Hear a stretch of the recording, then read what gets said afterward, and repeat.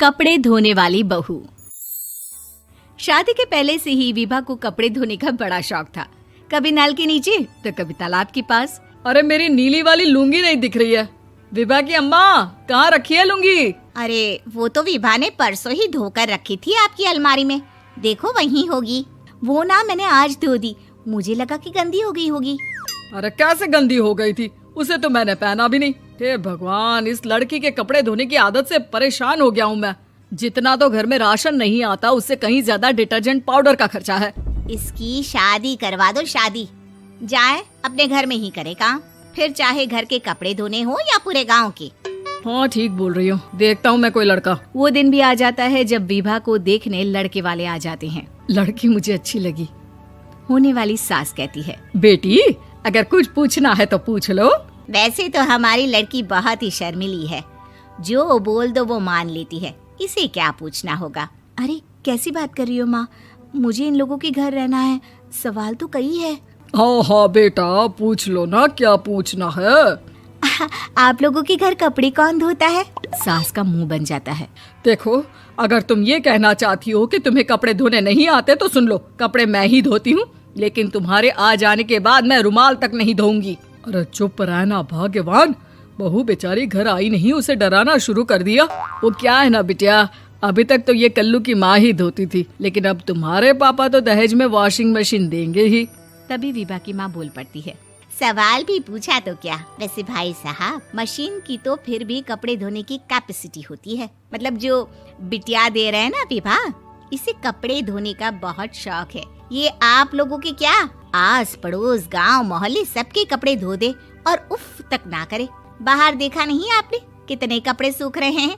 सब हमारी बिटिया ने ही तो धोए हैं। बस भी करो ना माँ, शर्म आ रही इतनी तारीफ सुनकर।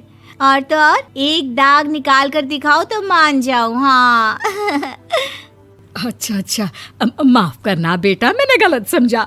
हमें तो रिश्ता बहुत पसंद है। और ऐसे जुड़ जाता है रिश्ता कपड़े धोने का शौक रखने वाली विभा का। उसकी शादी हो जाती है कोयला फैक्ट्री में काम करने वाले कल्लू के साथ। शादी के बाद अचानक विभा चिल्लाती हुई सास के पास आती है। सासू माँ, अरे सासू माँ कहाँ है आप? ये तो धोखा है, धोखा दिया आप लोगों ने मुझे। इसे ससुर के चक्कर के बारे में पता चल गया। अरे तो उसमें तुझे क्यों धोखा मिला है? अरे नल में पानी नहीं आता, कपड़े कैसे कब धुलेंगे? अच्छा, तू पानी नहीं आ रहा उसकी बात कर रही है। तो आपने क्या सोचा? कुछ नहीं। अच्छा, तेरी माँ ने कहा था कि कपड़े धोने का शौक है तुझे, याद आया मुझे। शौक बोलकर कपड़े धोने वाले मेरे जुनून को कम ना आके सासू माँ, कपड़ा धोना मेरा गुरूर है। तभी पति भी वहाँ आ जाता है। अभी मैंने इसे सनी देओल की फिल्म दिखाई है, उसी के डायलॉग मार रही है माँ। अच्छा सुन, साफ साफ बता रही हूँ, पानी सुबह 4 से 6 और शाम को 10 से 12 आता है, समझी? विभा टाइमिंग सुनकर हैरान हो जाती है। ये क्या भूतों का मोहल्ला है? सुबह 4 बजे उठकर कौन कपड़े धोता है? 4 बजे टंकी में पानी जाता है, फिर सारा दिन धोना ना, किसने मना किया? अरे कैसी बात कर रही हैं? 200 लीटर की टंकी में कितने कपड़े धो लूंगी मैं? सुबह ही उठ जाऊंगी मैं। अब क्या था, विभा सुबह 4 से लेकर रात के 12 बजे तक कपड़े ही धोती रहती। एक रोज सास पड़ोस से निकलकर कहीं जा रही होती है कि साथ वाली कहती है, हाँ कल्लू की माँ, जरा ये बताओ कि 2 साड़ी है, 2 ब्लाउज और एक पेटीकोट और एक नाड़े वाला लंबा कच्छा। हाँ तो? अरे तो क्या, कितना लोगी धुलाई ये बताओ। धोबन दिख रहे हैं हम क्या?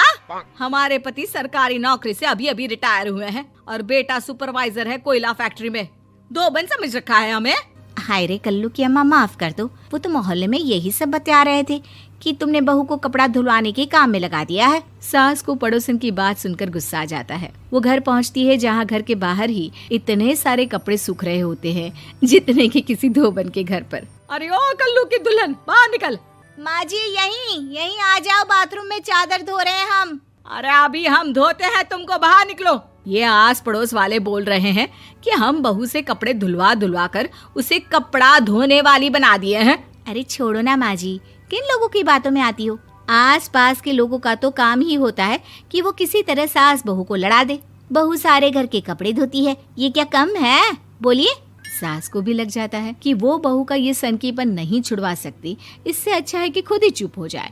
एक रोज सास और बहू मंदिर जाते हैं, जहाँ सास की साड़ी वहाँ खड़ी भीख मांगने वाली से मिलती है। माँ जी क्या बात है, आपकी साड़ी उस भिखारन से कितनी मिल रही है ना? हाँ हाँ देखो तो, दोनों की साड़ी मिल रही है। क्या बात है कल्लू की अम्मा, तुम खुद को तो अफसर की बीवी बताती हो और ऐसी सिंपल सी प्लेन साड़ी पहनकर घूमती हो। सिंपल और प्लेन नहीं है ये साड़ी। तो क्या सोने के धागे से फूल बने हैं? कुछ भी सासू माँ, कुछ भी। हाँ बने थे इस साड़ी में सोने के धागे से फूल।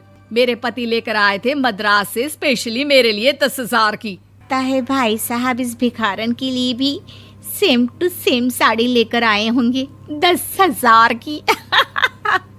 सास उस वक्त तो कुछ नहीं कहती, लेकिन बहू के साथ घर आती है और अलमारी से एल्बम निकाल कर लाती है। ये साड़ी देख रही है, ये वही साड़ी है जिसे मैंने अभी पहना था। इस साड़ी में ये जो चमकदार फूल दिख रहे हैं ना, ये सोने के धागों से काढ़े गए हैं। लेकिन तू लोकल वॉशिंग मशीन ब्रश से घिस घिस कर सारे फूलों को निकाल कर साड़ी प्लेन कर दी। मुझे माफ कर दीजिए सासू माँ। और तो और, जब मैंने तुझे तेरी गलती के लिए कुछ नहीं कहा, लेकिन तूने तो सबके सामने मेरा मजाक ही बना दिया। क्यों? बहू को समझ में आ जाता है कि अब से उसका कपड़े धोना बंद।